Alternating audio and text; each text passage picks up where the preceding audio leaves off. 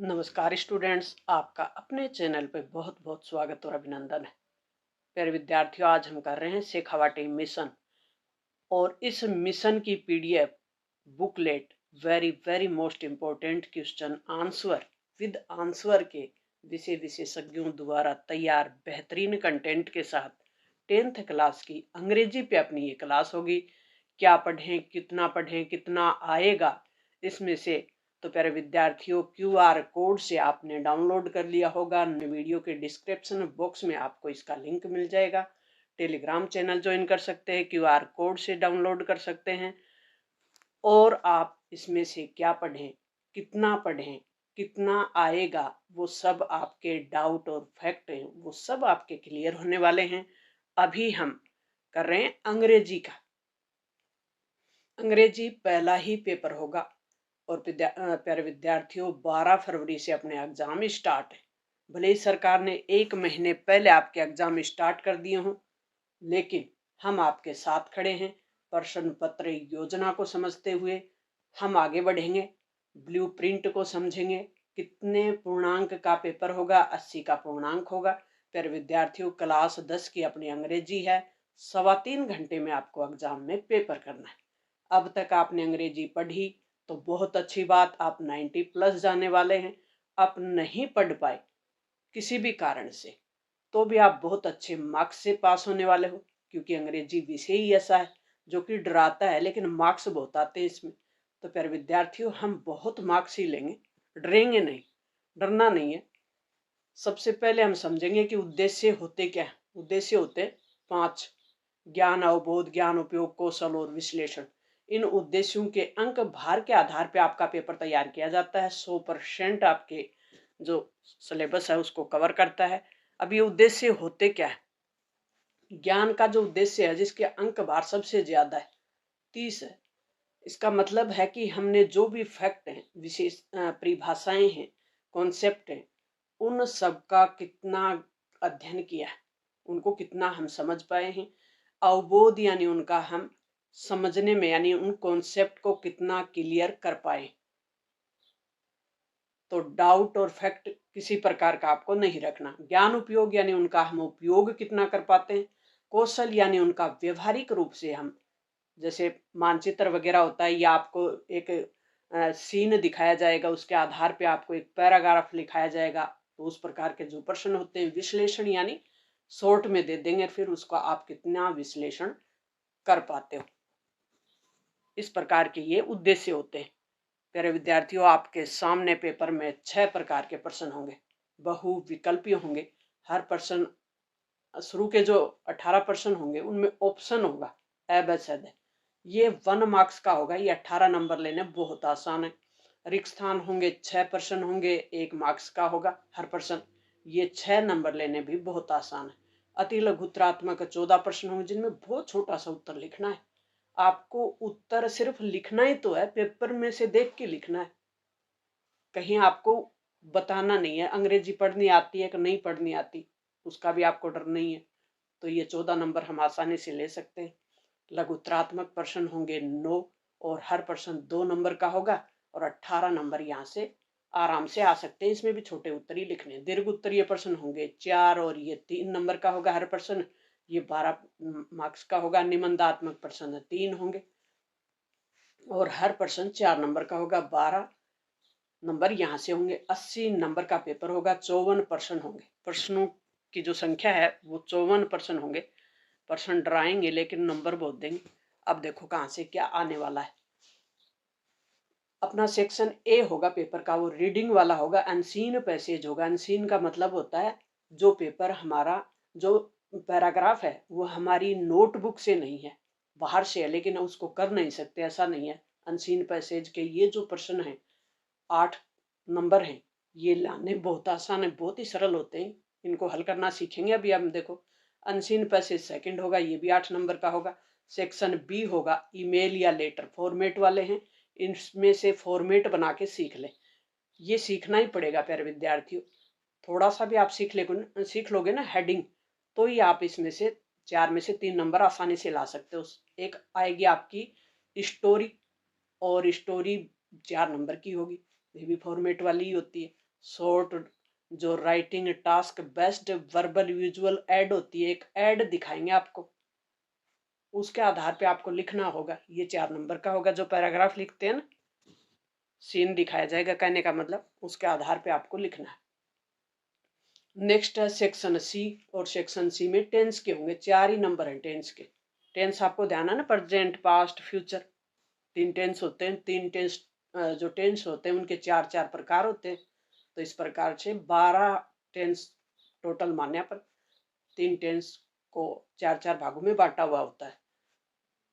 Subject verb है conquered, वो 2 number की होगी। कॉम्प्लेक्स सेंटेंस 2 नंबर का होगा। एक्टिव पैसिव 1 नंबर का होगा।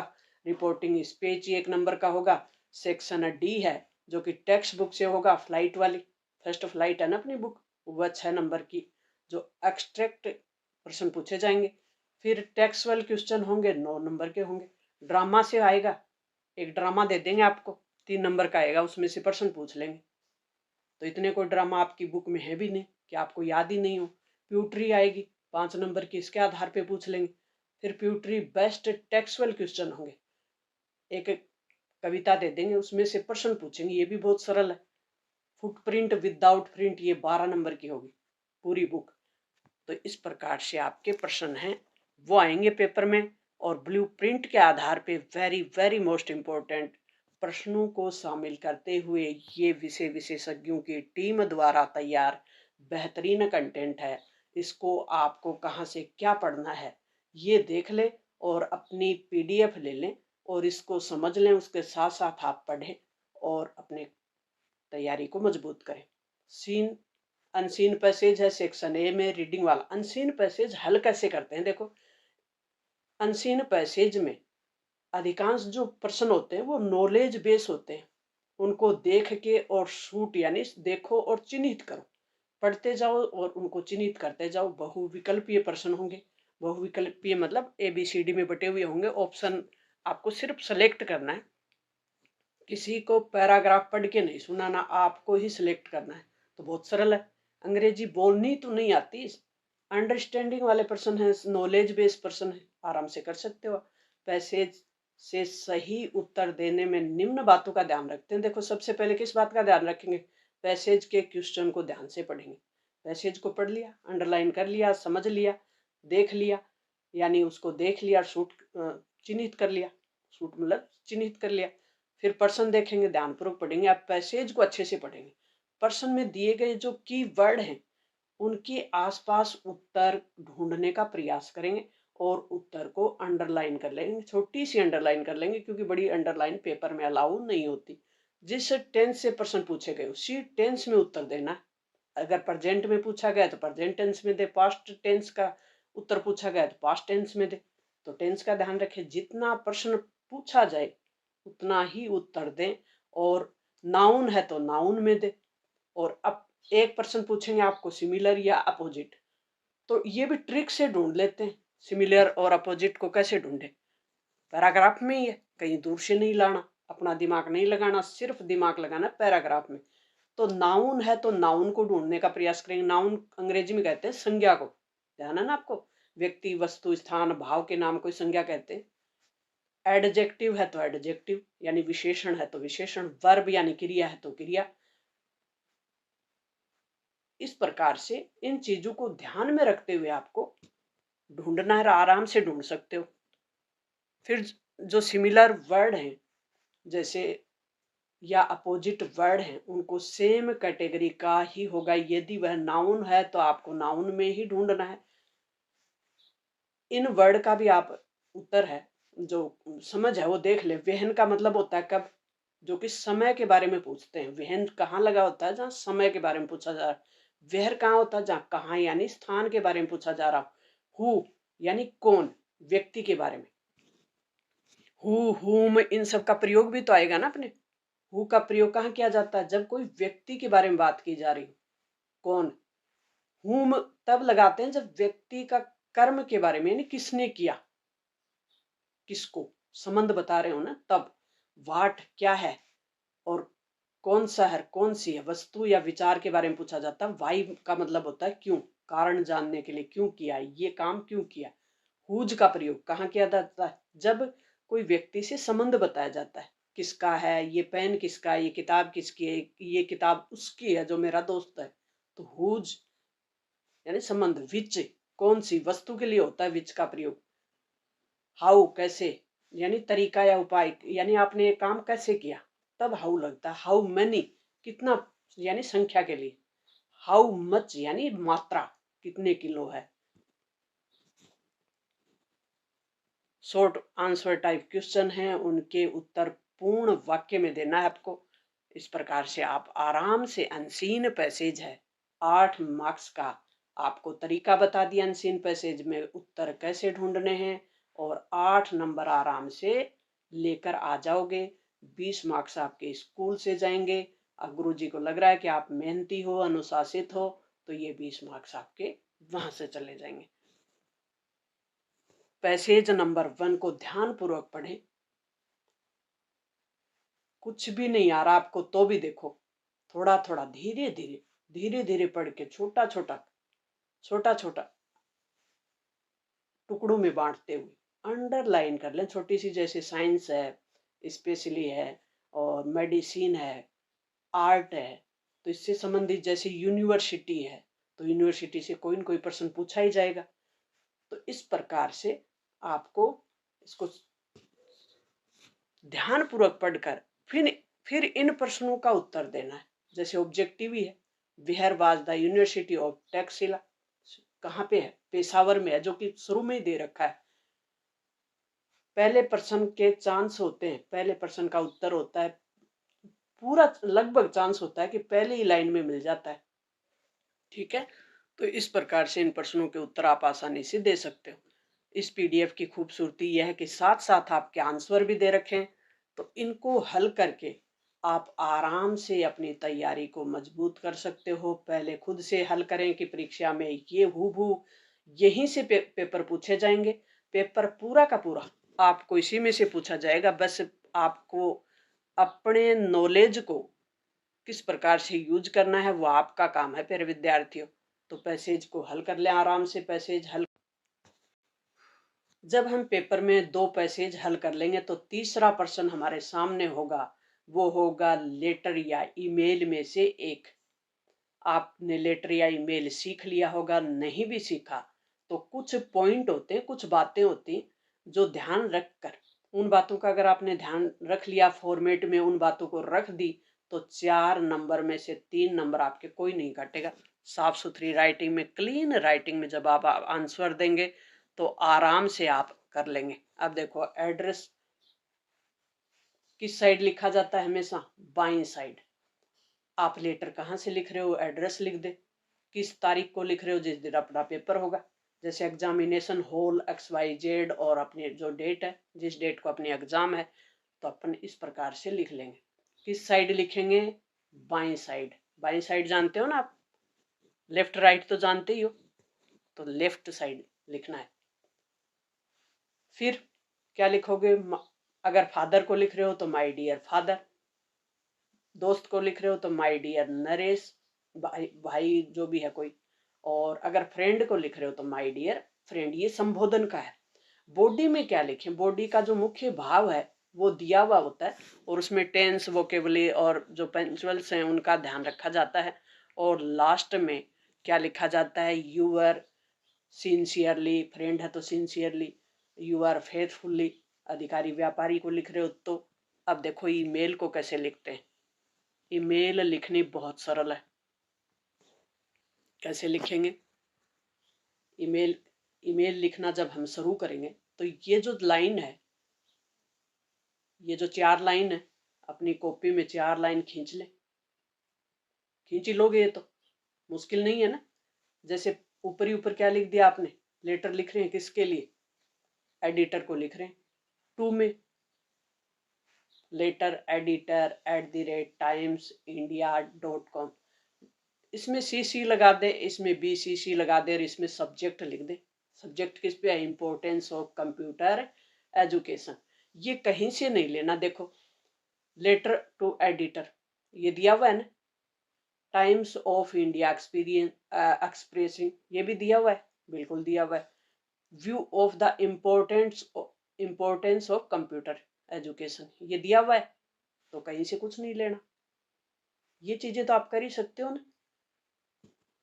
ये फॉर्मेट सीख लें, नहीं भी सीखा तो सीख लें प्यारे विद्यार्थियों, अभी सीख लें आप। फिर आपको सर या मैडम जो भी हैं उनको संबोधित कर दे, और ये अपना बॉडी पार्ट है ईमेल का। और ये आप आराम से लिख दें, लास्ट में थैंक यू लिख दें, यू आर ट्रूली लिख दें, नाम लिख दें। ये सब चीजें आपको किस साइड करनी है, बाईं साइड। तो इस प्रकार से ईमेल को आप अच्छे से तैयार कर लें। जैसे सब्जेक्ट कोई भी हो, इस पर्सन को ध्यानपूर्वक पढ़ें। जो ईमेल और लेटर वाला पर्सन है उसको ध्यानपूर्वक पढ़ें, बहुत सी चीजें उसी में है। यू आर पाइल ऑफ कौन सी class, 10th class. Write a email to your father, send रुपए कितने, 700 रुपए भेजने के लिए, बोर्ड एग्जाम फीस के लिए। द ईमेल एड्रेस इज, ये ईमेल एड्रेस दिया हुआ है। अब 2 में क्या लिखना है आपको, ये 4 कॉलम बना लिए ना आपने, ये तो बना ही लोगे आप। ये नहीं भी बनाया, नहीं भी सीखा तो अब सीख लें, इसी के मार्क्स आपको मिलने वाले।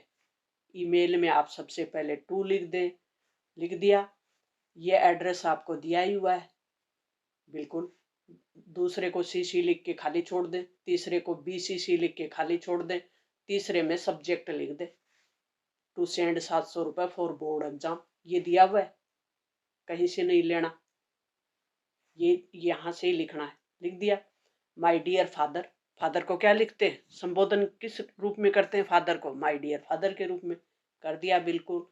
फिर ये सब्जेक्ट बता दें कि आपको 700 रुपए किस में चाहिए। तो इतना आप कॉमन सेंस अपना नॉलेज है वो यूज कर लें।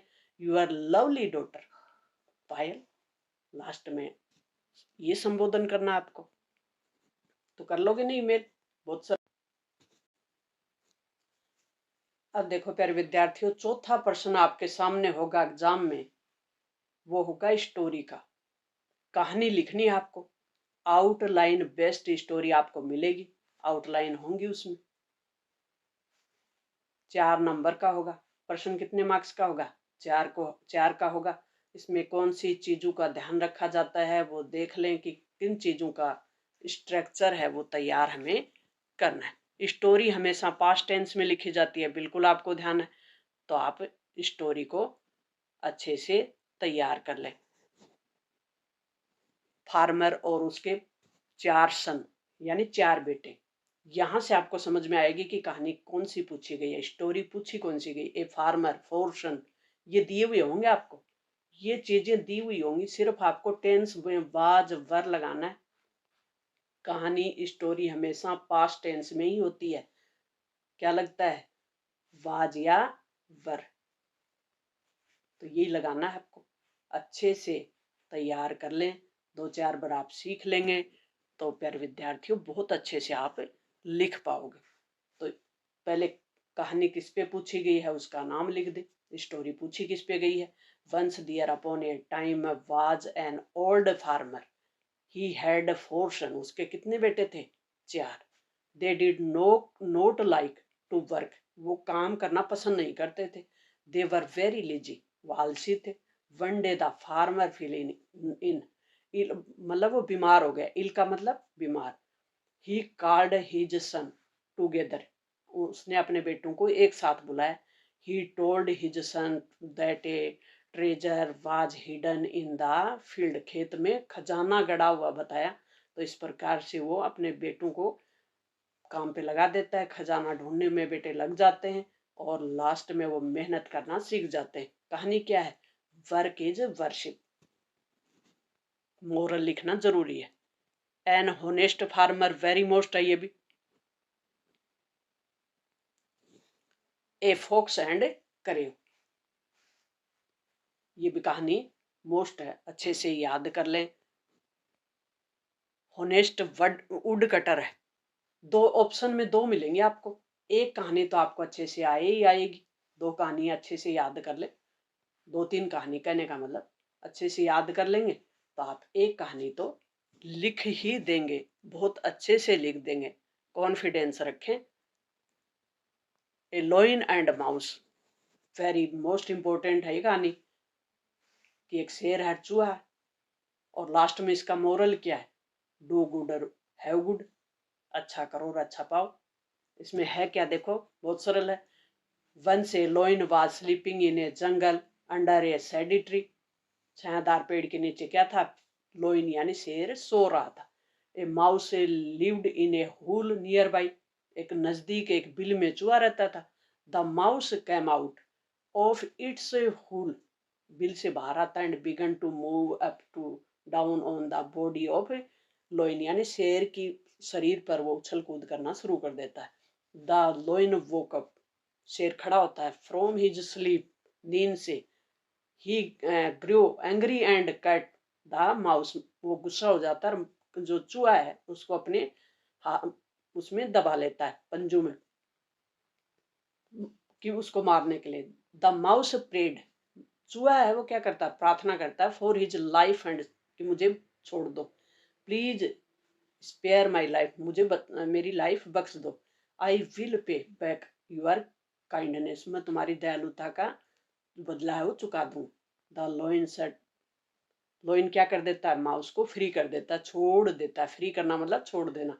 Once the lion was caught in net, एक दिन लोइन है, शेर है, वो भी जाल में फंस जाता है। बिगने रोई रोड जोर जोर से दहाड़ता है। द लिटिल माउस, अब वो चूहा नजदीक आता है और उसको काट देता है, किसको, जाल को, नेट को, और शेर है वो फ्री हो जाता है। तो डू गुड हैव गुड, अच्छा करो और अच्छा पाओ, इस प्रकार से कहानी तैयार की जाती है। फिर विद्यार्थियों, ये जो कहानी है देखो, ए उल्फ और लंब वाली, बहुत छोटी भी है। माइट टू राइट, इसका मोरल है कि जिसके पास ताकत है वही क्या है, सही है। छोटी भी है, मोस्ट भी है, इम्पोर्टेंट भी है। नेक्स्ट जो चैप्टर हो, आपका जो प्रश्न होगा 5वां पेपर में, 5वां प्रश्न ये होगा प्यारे विद्यार्थियों, 100 शब्दों में लिखना है, 4 अंक मिलेंगे। इस प्रकार से आपको एक पैराग्राफ दिखाया जाएगा, सीन दिखाया जाएगा। कहने का मतलब ये क्या है, लाइट बत्तियां हैं जो कि हर चौराहे पे लगी होती है, इनको देखना है, आपको डिटेल में लिखना है, एक पैराग्राफ लिखना है। इस पे ट्रैफिक सिग्नल है ना ये, जो कि बता रहा है आपको चलना है कि रुकना है कि, तो इसके बारे में है। नेक्स्ट है प्लांट और ट्री एंड सेव लाइफ, पेड़ लगा रहे हैं और लाइफ बचा रहे हैं। तो इस प्रकार से आपको चित्र देखते हुए, सीन देखकर आपको आंसर देना है। ये लेबर चाइल्ड है, स्टॉप लेबर, जो चाइल्ड लेबर होता है ना, बचपन में जो श्रम होता है उसको रोकने के लिए सफाई।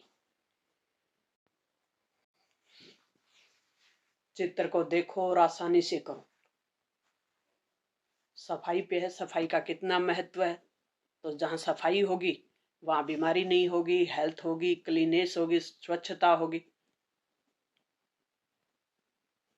नॉइज पोल्यूशन, ये देखो इसमें इस चित्र में दिखाया गया है कि किस प्रकार से लाउड स्पीकर बज रहा है, गाड़ियां हॉर्न बजा रही हैं, वायु प्रदूषण हो रहा है, ध्वनि प्रदूषण, ध्वनि प्रदूषण ये नॉइज पोल्यूशन पे लिखा गया, लिखा जाना ही, क्योंकि ये दिख रहा है यहाँ देखो, जोर से लाउड स्पीकर बज रहा है, गाड़ियां हॉर्न बजा रही हैं। तो इस पिक्चर को देखते हुए आपको एक पैराग्राफ तैयार करना है, कर लोगे आराम से। माई फेवरेट हॉबी, आपकी हॉबी क्या है, गार्डनिंग करना है, पेड़ पौधे लगाने हैं। एक विजिट टू फेयर, ये भी मोस्ट इम्पोर्टेंट है, आपने एक मेले का विजिट किया, आप एक मेले में गए, उसके बारे में लिखना है। इसमें लिखना कैसे देखो, last Sunday I went to see the fair Baba Ramdev, Ramdev ji का मेला देखने लास्ट संडे गए। देयर वर मैनी शॉप, वहाँ आपको बताना है क्या क्या देखा आपने। बहुत सी दुकानें थी, स्टॉल लगे हुए थे और वो सब बेच रहे थे, मिठाई, क्लोथ, टॉयज, खिलौने, बलून्स। मेले में क्या होता है वो तो चीज़ें बतानी है आपको। वहाँ मैनी हंड्रेड ऑफ मैन थे, वुमेन थे, चिल्ड्रन थे, मेले में तो सब होते हैं, आदमी, औरतें, बच्चे। देवर कलरफुल ड्रेस, और वो सब रंग बिरंगी ड्रेस पहनते हैं, मेले में जाते हैं तो सब तैयार होके जाते हैं। I went into the temple, और रामदेव जी का मंदिर है तो वहाँ मंदिर में भी जाएंगे, मेला है तो मंदिर में गए। Offered sweets and coconuts, there were some, merry go ground है, मैन है, वुमेन है, चाइल्ड है, जो इंजॉय कर रहे हैं उनके बारे में बताना है। तो ये पूरा आपको, आप बहुत खुश हुई, लास्ट में लिख दें कि आई वाज वेरी हैप्पी, मैं बहुत खुश हुआ था।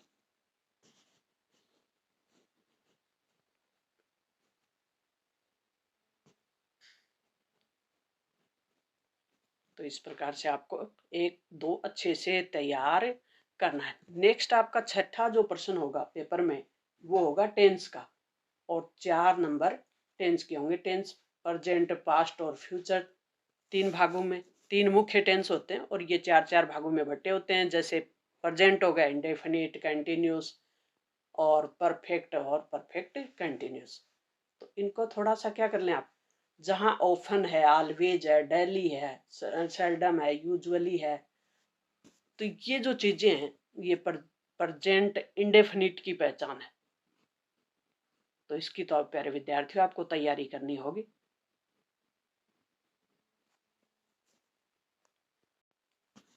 फिर हर टेंस की देखो एक्सरसाइज दी हुई है, आप आपको वर्ब दे दी और सेंटेंस दे दिया, ऐसा ही पेपर में आएगा। फिर आप किस प्रकार से उसको भरोगे।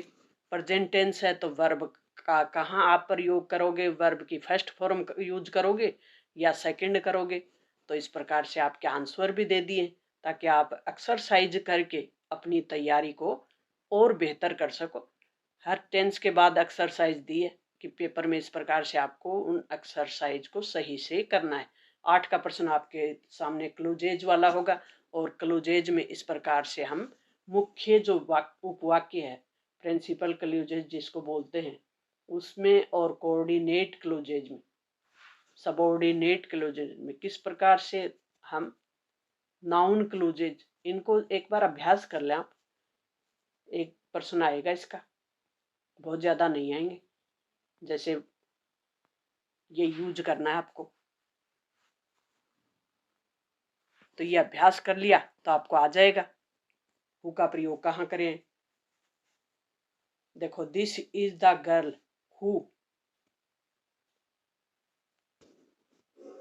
हु का प्रयोग कहाँ किया जाता है, हुम का प्रयोग कहाँ किया जाता है। इनमें से एक आना ही आना है प्यारे विद्यार्थियों, आपको इसको अच्छे से याद करना है। इतने ही कर लें बस, और विद आंसर है, उत्तर दिया हुआ है।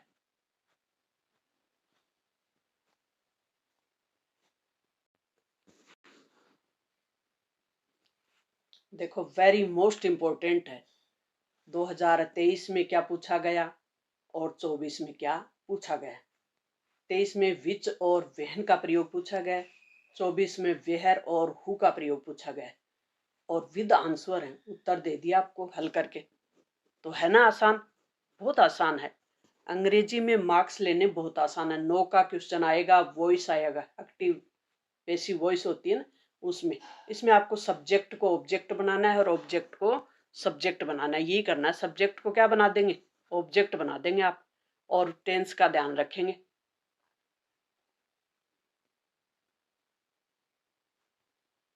तो ये थोड़ा सा अभ्यास कर लें आप। देखो इस प्रकार से सब्जेक्ट आपका ही है तो ऑब्जेक्ट हिम बना देंगे, सी है तो हर बना देंगे, आई है तो मी बना देंगे, वी है तो अस, यू है तो यू, और इट है तो इट। यू और इट चेंज नहीं होते, दे देम में हो जाएगा।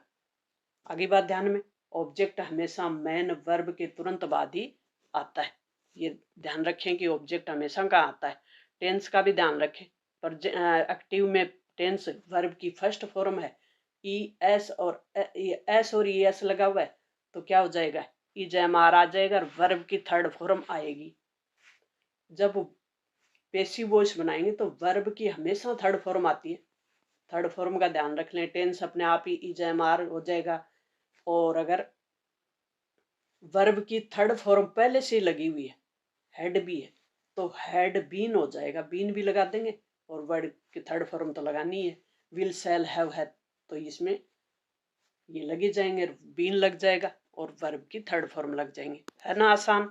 बहुत सरल सरल पूछेंगे आपसे, ज़्यादा हार्ड पूछेंगे नहीं।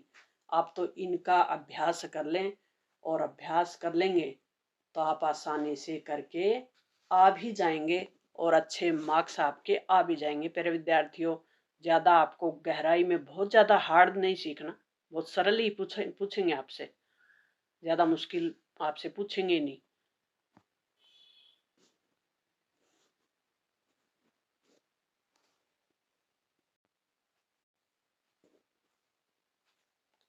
दस का क्वेश्चन आपके सामने होगा प्यारे विद्यार्थी, वो होगा रिपोर्टिंग स्पीच वाला। ये कर लोगे ना आप आराम से। 1 मार्क्स का होगा, एक ही आएगा, ज्यादा आएगा नहीं। डायरेक्ट इनडायरेक्ट स्पीच, एक दो उदाहरण सीख लें कि रिपोर्टिंग वर्ब है और रिपोर्टिंग स्पीच है, उसको किस प्रकार से चेंज करते हैं। जैसे ये दिया हुआ है उदाहरण, राम सैड टू मोहन, तो रिपोर्टिंग वर्ब में किस प्रकार से इनको चेंज कर देते हैं, किस प्रकार से करेंगे। और रिपोर्टिंग स्पीच है, ये वाला भाग होता है, ये स्पीच होता है, और ये रिपोर्टिंग वर्ब होती है। तो इसको इनवर्टेड कोमा के जो बाहर का भाग होता है वो होता है रिपोर्टिंग वर्ब, और रिपोर्ट ये जो कोमा के अंदर दिया हुआ है इसको कहते हैं रिपोर्टिंग स्पीच, अंदर के भाग को। तो इसी को चेंज करना होता है, तो किसके अनुसार करते हैं। देखो ये कुछ उदाहरण है, या आप अच्छे से सीख लें, इसके अनुसार चेंज करते हैं। जैसे आपको दिया हुआ है सैड, से टू दिया हुआ है तो आपको टेल करना है, से टू दिया हुआ है तो आपको टेल। एस लगा हुआ है यहाँ तो टेल, इसमें भी एस लगा दे। इसमें एस नहीं लगाया हुआ तो इसमें एस नहीं लगाना, टू हटा दिया, हटा दिया ना टू। विल से टू है तो विल टेल, यहाँ भी हटा दिया टू को। सेल से टू है तो यहाँ भी टू को हटा दिया।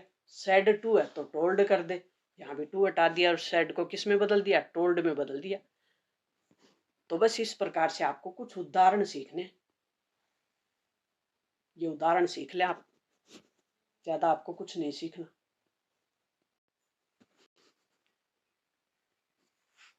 डायरेक्ट इनडायरेक्ट में जब वर्ब चेंज करते हैं तो इस प्रकार से करते हैं। देखो वर्ब की अगर फर्स्ट फॉर्म है, एस और ई एस लगा हुआ है, तो वर्ब की सेकंड फॉर्म हो जाएगी। सेकंड फॉर्म पहले से ही है तो हेड लग जाएगा और वर्ब की थर्ड फॉर्म हो जाएगी। डू नोट और डू डज नोट या वर्ब की फर्स्ट फॉर्म है तो डिड नोट हो जाएगा और वर्ब की फर्स्ट फॉर्म हो जाएगी। डिड नोट है और वर्ब की फर्स्ट फॉर्म है तो वर्ब की तो थर्ड फॉर्म हो जाएगी, हेड नोट लग जाएगा। इज एम वार, आज इज एम आर यानी प्रेजेंट टेंस है, वर्ब की फर्स्ट फॉर्म है, आई एन जी लगा हुआ है यानी कंटिन्यूस टेंस है, तो ये वाज वर लग जाएगा और वर्ब की फर्स्ट ही फॉर्म रहेगी, आई एन जी लगेगा ही। वाज वर और आई एन जी लगा हुआ है यानी पास्ट टेंस है और कंटिन्यूस है, तो हैड बीन और वर्ब की फर्स्ट फॉर्म और आई एन जी लगेगा।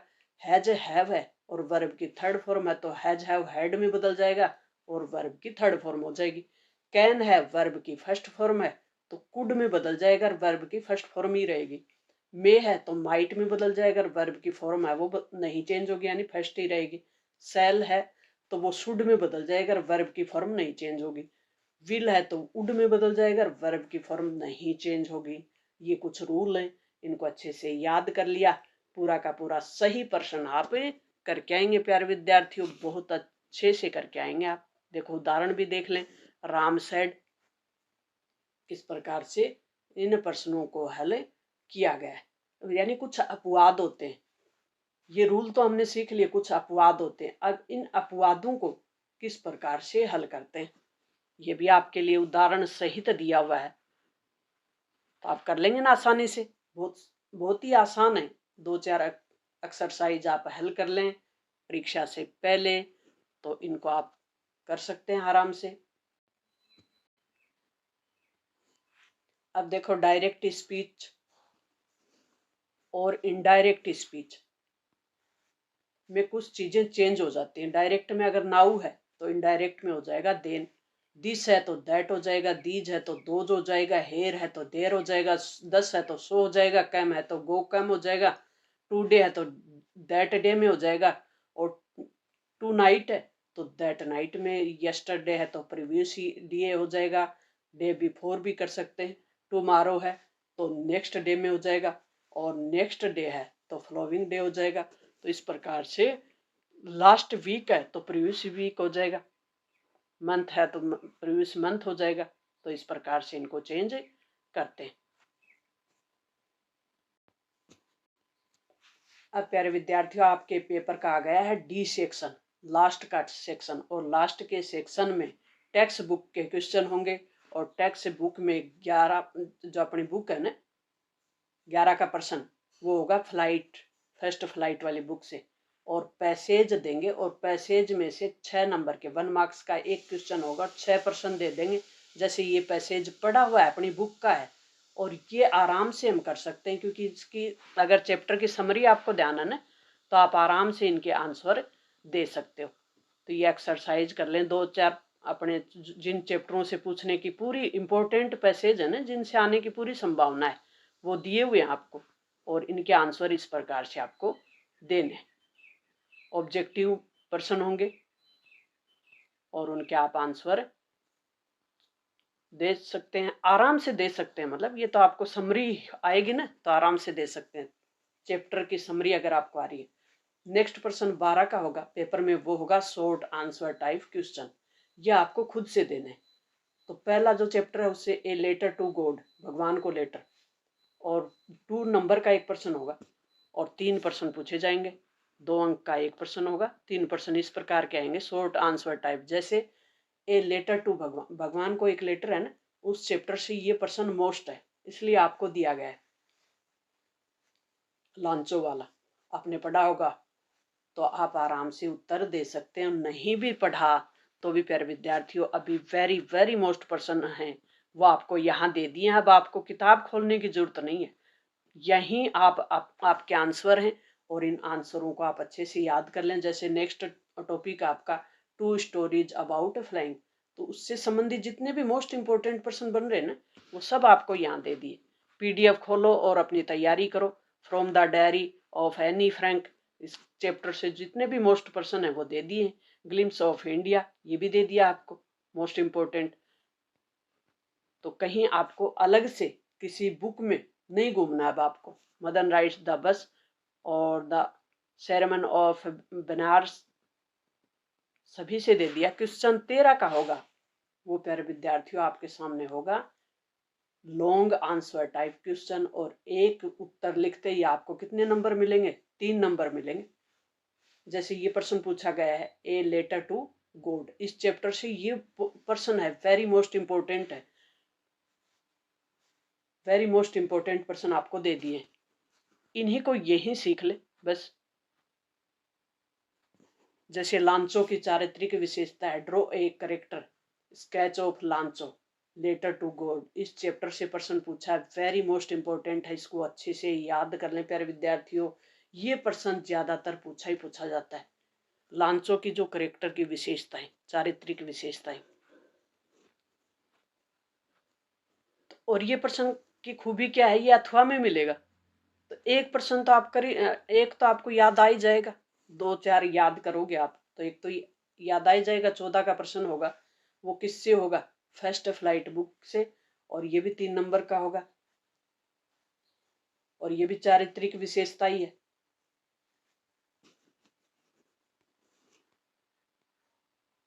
तो मोस्ट इंपोर्टेंट प्रश्न आपको दे दिए हैं। 15 का प्रश्न किस पे होगा? ये होगा प्यूट्री का।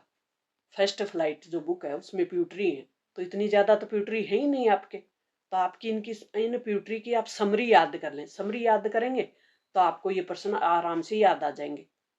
डस्ट ऑफ स्नो, इससे ये बनाई गई आपकी प्यूट्री, और इससे इस प्रकार के प्रश्न पूछेंगे। देखो ये प्रश्न दे दिए जैसे, और आंसर यहाँ तो दे दिए आपको, तो यही अभ्यास कर ले, आपको कहीं और घूमने की जरूरत ही नहीं है। विद आंसर है ए टाइगर इन द जू, इससे दे दिया है, और प्रश्न के आंसर 7 दे दिए। तो आपकी जितनी भी प्यूट्री हैं उन सब का जो भी इम्पोर्टेंट वो प्रश्न जो आमतौर पर पूछा ही पूछा जाता है उनको यहाँ सिलेक्ट कर दिया है। अब आपको कहीं और नहीं घूमना, आप आराम से इनके अभ्यास कर सकते हो। द ट्री वाली, 16 का प्रश्न किससे होगा आपका? फर्स्ट फ्लाइट से ही होगा।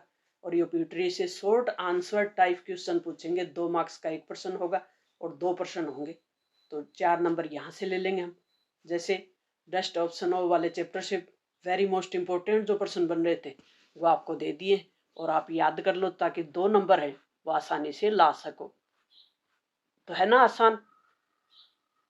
कितनी मेहनत की है इस टीम ने आपके लिए, विशेषज्ञों की टीम है, और अपने विषय को आपके लिए कैसे समेट के एक ही जगह दे दिया, लॉन्ग आंसर टाइप क्वेश्चन।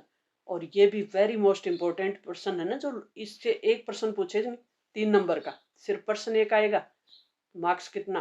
3 का। और 3 नंबर लेने बहुत आसान है, साफ सुथरी राइटिंग में आंसर लिख दें, क्लीन राइटिंग में, और आप अच्छे मार्क्स हैं वो आराम से ला सकते हैं। और इन चैप्टरों के अलावा नहीं पढ़ना आपको। ये जो भोली है वेरी मोस्ट इम्पोर्टेंट है, इसमें से एक प्रश्न आता ही आता है। भोली की चारित्रिक विशेषताएं आप आराम से सीख लें, इससे बनने वाले जो मोस्ट इम्पोर्टेंट प्रश्न है वो सीख लें, और सरल भी है। 19 का प्रश्न होगा, वो किस पे होगा आपका? देखो 80 वर्ड में लिखना है, 3 नंबर लेने।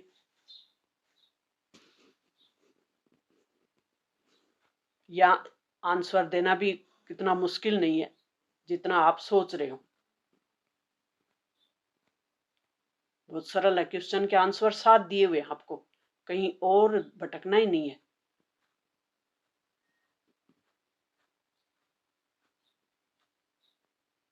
बीस का क्वेश्चन आएगा और ये लास्ट का क्वेश्चन होगा आपके पेपर का। और इसमें किस प्रकार से देखो, मल्टी चॉइस क्वेश्चन होंगे, 5 क्वेश्चन होंगे, 1 मार्क्स का होगा, और ये लेने बहुत आसान है। जैसे पहला चैप्टर है, इसको इसका उत्तर दे दिया है, सर्जरी वाले पार्ट से है, who was the mistress of tricky, क्या था?